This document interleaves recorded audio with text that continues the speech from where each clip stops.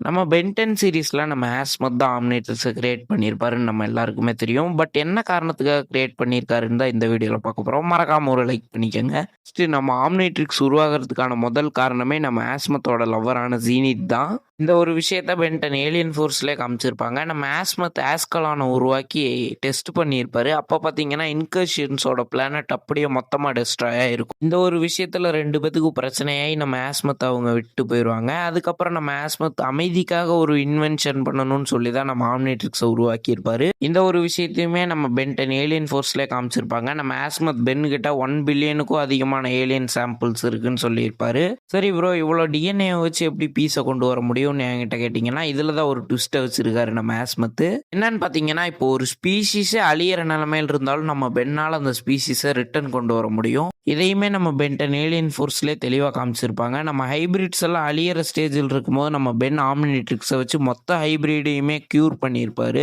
But இதெல்லாம் ஒரு பக்கம் இருந்தாலும் நான் பென்டனோட ரைட்டரை பயங்கரமாக பாராட்டுவேன். ஒரு லவ் ஃபைட்டை வச்சு ஆம்னிட்ரிக்ஸே கண்டுபிடிச்சிருக்காரு. காதலில் விழுந்தேன், காதலில் செத்தேன், காதலை நக்கினேன், காதலை விழுந்தேன், காதல் காதல் காதல்